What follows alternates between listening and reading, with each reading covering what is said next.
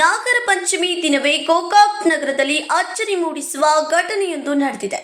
ಅರ್ವಾಮಿ ಶಾಸಕ ಬಾಲಚಂದ್ರ ಜಾರಕಿಹೊಳಿ ಅವರು ಗೋಕಾಕ್ ನಗರದ ನಿವಾಸದ ಆವರಣದಲ್ಲಿ ನಾಗರಹಾವು ಕಾಣಿಸಿಕೊಂಡಿದೆ.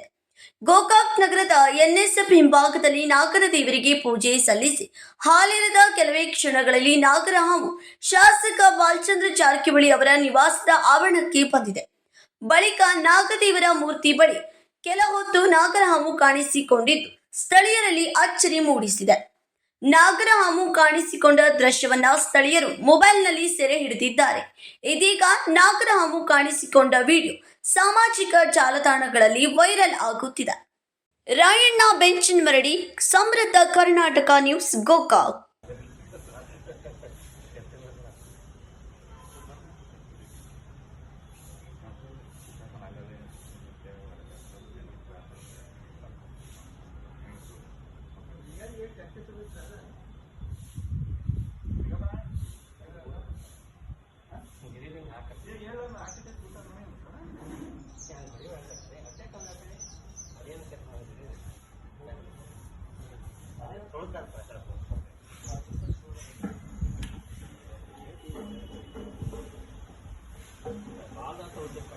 और बाला तो होते हैं क्या बोलते हो मरन बैठे रहा है बैठ नहीं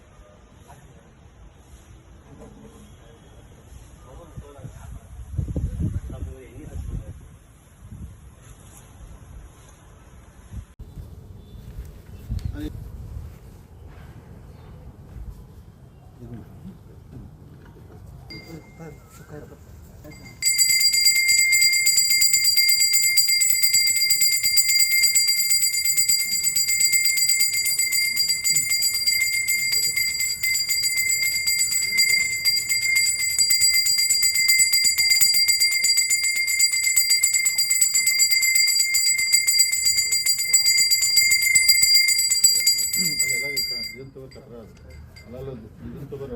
ಸ್ವಾಮಿ ಮಾಡ್ರಿ